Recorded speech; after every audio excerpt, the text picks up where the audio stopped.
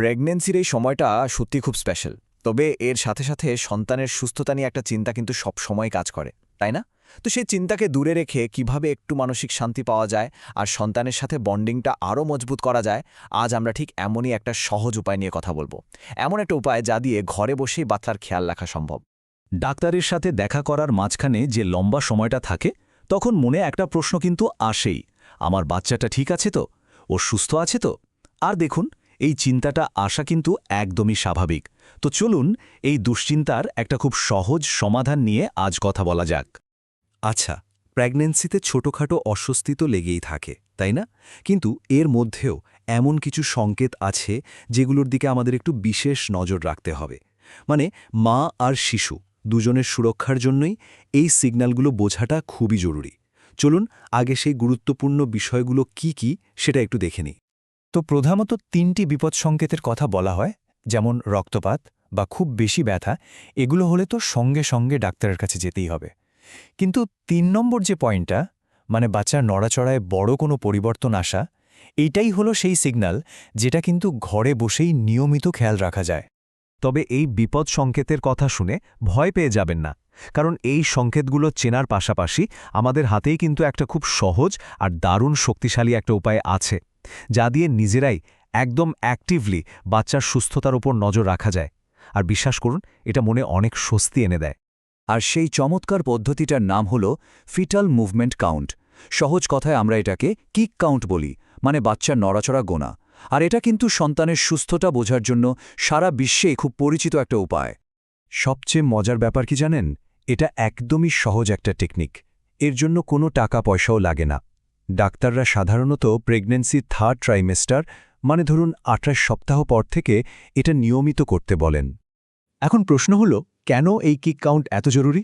দেখুন, এর সবচেয়ে বড় সুবিধা হলো এতে করে বাচ্চার নিজস্ব একটা ছন্দ, মানে ওর ডেলি রুটিনটা বোঝা যায়। কারণ প্রত্যেকটা বাচ্চার নড়াচড়ার ধরন কিন্তু আলাদা। এই পদ্ধতিটা ঠিক সেই প্যাটার্নটা চিনতে সাহায্য করে। ফলে কোনো সমস্যা হলে একদম শুরুতেই সেটা ধরা পড়ে। আর এটা কিন্তু এমনি এমনি বলা হচ্ছে না। এসিওজির মতো বড় বড় বিশেষজ্ঞ সংস্থাও কিন্তু এই পদ্ধতির কথা বলে। তাহলে আর দেরি কেন? চলুন এবার সরাসরি দেখে নেওয়া যাক কিভাবে এই কাউন্ট টু 10 বা 10 পর্যন্ত গোনার সহজ পদ্ধতিটা কাজ করে, একদম স্টেপ বাই স্টেপ। প্রসেসটা কিন্তু একদমই সহজ। দেখুন, প্রথমে প্রতিদিনের একটা নির্দিষ্ট সময় ঠিক করে নিতে হবে। এমন একটা সময় যখন আপনার মনে হয় যে পেটের ভেতর বাচ্চাটা বেশ অ্যাক্টিভ থাকে। এরপর আরাম করে বসুন, বা সবথেকে ভালো হয় বাঁ দিকে কাত হয়ে শুলে। এবার একটা টাইমার অন করে শুধু বাচ্চার নড়াচড়ার দিকে মন দিন। ব্যাস, 10 বার নড়াচড়া করতে ঠিক কতক্ষণ সময় লাগলো শুধু সেই সময়টা নোট করে রাখুন। এখানে একটা ছোট্ট কিন্তু খুব জরুরি বিষয় আছে। কোন নড়াচড়াগুলো গুনতে হবে? আসলে বাচ্চার প্রায় সব মুভমেন্টই গুনতে হবে। সেটা কিক হোক, রোল করা হোক বা হালকা ধাক্কা। কিন্তু একটা জিনিস একদমই গোনা যাবে না, সেটা হলো বাচ্চার হেঁচকি। ওটাকে কিন্তু মুভমেন্ট হিসেবে ধরা হয় না। এই যে প্রতিদিন সময়টা লিখে রাখছেন, সেটা একটা সাধারণ খাতায় হোক বা কোনো অ্যাপে, এতে কি হবে জানেন? কয়েকদিনের মধ্যেই আপনি বাচ্চার নড়াচড়ার একটা নিজস্ব প্যাটার্ন খেয়াল করতে পারবেন। মানে ও কখন বেশি নড়ে, কতক্ষণ সময় নেয়। এই যে প্যাটার্নটা, এটাই হলো আপনার বাচ্চার জন্য নরমাল। এটাকে আমরা একটা বেসলাইন বলতে পারি। আচ্ছা, ডেটা তো রেকর্ড করা হলো, কিন্তু এই যে সময়টা পাচ্ছেন, এর মানেটা কি? মানে কোনটা নরমাল? চলুন এবার বাচ্চার এই ছন্দটাকে ডিকোড করা যাক, মানে এর অর্থটা বোঝার চেষ্টা করি। তো আমাদের আসল লক্ষ্যটা কি? পুরো ব্যাপারটা আসলে একটা ম্যাজিক নাম্বারের আশেপাশে ঘোরে, আর সেই সংখ্যাটা হলো 10। জেনারেল গাইডলাইন যেটা বলে সেটা হলো 2 ঘন্টার মধ্যে অন্তত 10 বার নড়াচড়া অনুভব করা। এটাই সুস্থতার একটা বড় লক্ষণ। আমাদের মূল লক্ষ্য থাকবে এটাই। এই যে 2 ঘন্টার টাইম ফ্রেম, এটা মনে রাখা কিন্তু খুব জরুরি। তবে হ্যাঁ, একটা কথা কিন্তু বারবার মনে রাখতে হবে, প্রত্যেকটা বাচ্চা আলাদা। তাই কয়েকদিন গোনার পরেই দেখবেন আপনি ওর নিজস্ব নরমাল প্যাটার্নটা বুঝে গেছেন। আর একটা মজার ব্যাপার হলো, পেটের ভেতরের বাচ্চারাও কিন্তু টানা 20 থেকে 40 মিনিটের জন্য ঘুমায়।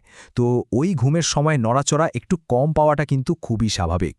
আসলে এই কিক কাউন্টিং কিন্তু শুধু একটা রুটিন চেকআপ না, এটা একটা সেফটি নেটের মতো কাজ করে, একটা সুরক্ষা কবচ। তো এখন আমরা জানব ঠিক কোন পরিস্থিতিতে আর দেরি না করে ডাক্তারের সাথে কথা বলতে হবে।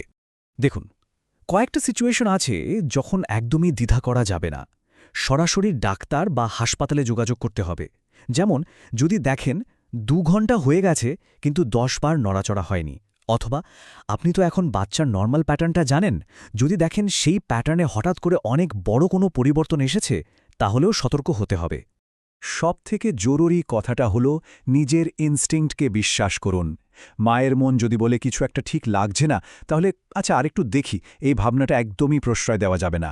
মনে কোনো রকম সন্দেহ এলেই দেরি না করে ডাক্তারের পরামর্শ নিন, এটাই সবচেয়ে নিরাপদ। শেষ করার আগে একটা কথাই বলবো, এই যে নড়াচড়া গোনার ব্যাপারটা, এটাকে একটা টেনশনের কাজ হিসেবে দেখবেন না। প্লিজ এটাকে কোনো ভয়ের বিষয় বানাবেন না, বরং ভাবুন এটা প্রতিদিন আপনার অনাগত সন্তানের সাথে কাটানো খুব স্পেশাল কিছু মুহূর্ত, ওর সাথে সংযোগ তৈরির একটা সুযোগ, আর ওর সুস্থতা নিশ্চিত করার জন্যে আপনার হাতে থাকা একটা অসাধারণ টুল। মনে রাখবেন, আপনার আর আপনার শিশুর সুস্থতা আর নিরাপত্তাই কিন্তু সব কিছুর আগে।